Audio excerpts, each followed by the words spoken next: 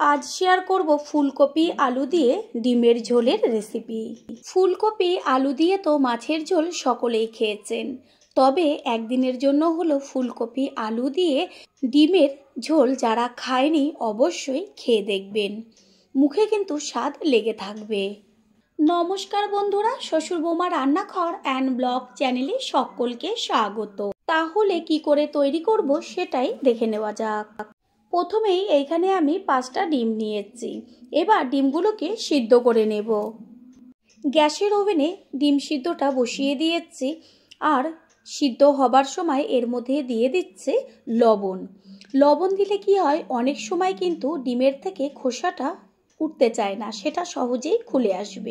ডিম সিদ্ধটা হতে থাক, এইদিকে আমি এইখানে একটা ফুলকপি নিয়েছি। এবার ফুলকপিটাকে ছোট ছোট টুকরো করে নিয়ে ফিরে আসছি।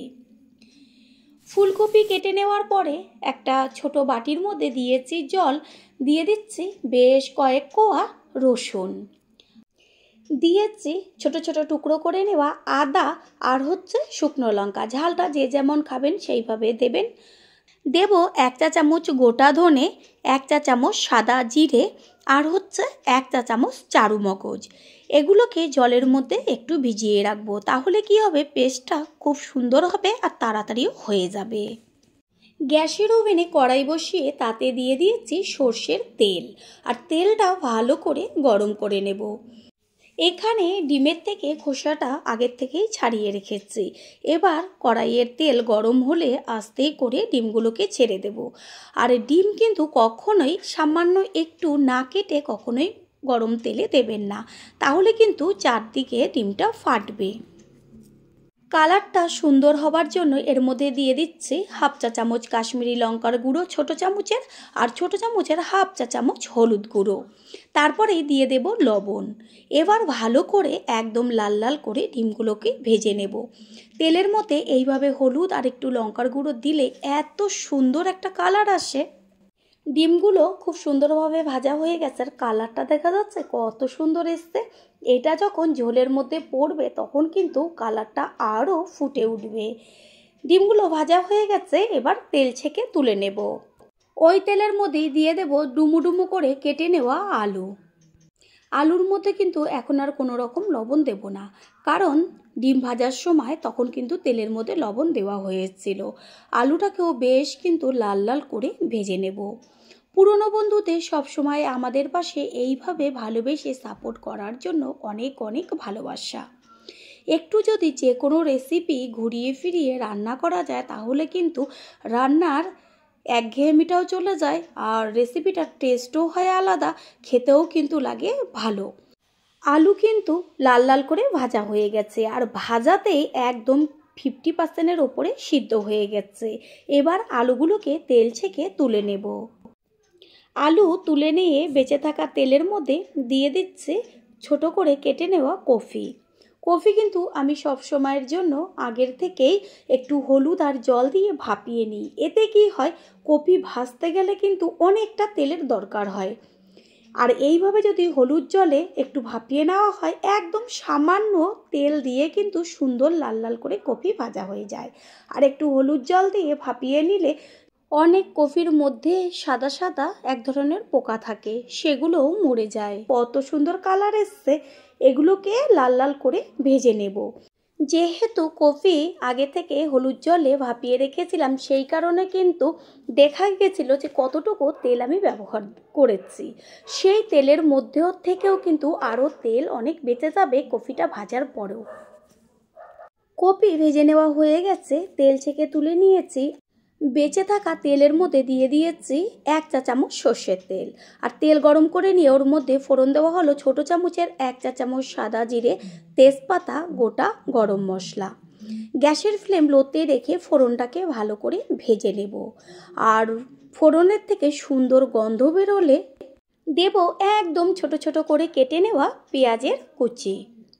গ্যাসের ফ্লেম হাই করে দিয়ে পেঁয়াজটাকে ভালো করে ভেজে নেব। এইখানে আমি মাঝারি সাইজের 2টো পেঁয়াজ ব্যবহার করেছি। যারা প্রথম আমাদের চ্যানেল ভিজিট করছেন তাদের আন্তরিক শুভেচ্ছা ও ভালোবাসা। আমাদের রেসিপিগুলো যদি ভালো লেগে থাকে সাবস্ক্রাইব করে দেওয়ার অনুরোধ রইল ও পাশে থাকা বেল আইকনে ক্লিক করলে পরবর্তী ভিডিওগুলো সবার আগে আপনাদের কাছে পৌঁছে যাবে। পেঁয়াজ কিন্তু একদম লাল লাল করে ভেজে নেওয়া হয়ে গেছে। এই পর্যায়ে এর মধ্যে দিয়ে দিয়েছি যে মশলাগুলো আমি জলে ভিজিয়ে রেখেছিলাম, সেই মশলাটা পেস্ট করে। এই মশলাটা ব্যবহার করাতে এত টেস্ট হবে যেটা নাকি খাওয়ার পরেই বুঝতে পারবেন। কালারের জন্য দিয়ে দেওয়া হলো হলুদ গুঁড়ো, দেব ছোট চামচের হাফ চা চামচ কাশ্মীরি লঙ্কার গুঁড়ো, দেব পরিমাণ অনুযায়ী লবণ। এবার সব কিছু একসাথে ভালো করে নেড়ে চেড়ে কষিয়ে নেব। গ্যাসের ফ্লেম লোতে রেখে কষিয়ে নেব। আর যখন মশলার থেকে তেল ছাড়তে শুরু করবে তখন দেব পেস্ট করে নেওয়া টমেটো।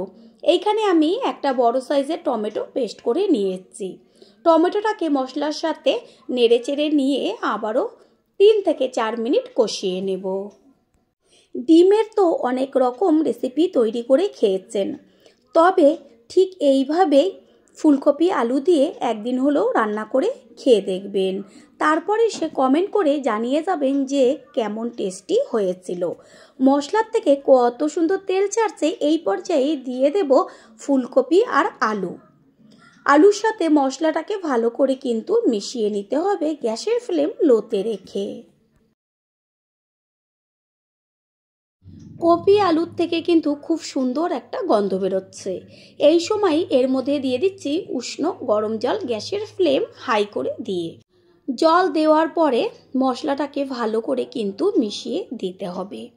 তারপর ঢাকনা চাপা দিয়ে গ্যাসের ফ্লেম মিডিয়াম করে দেব।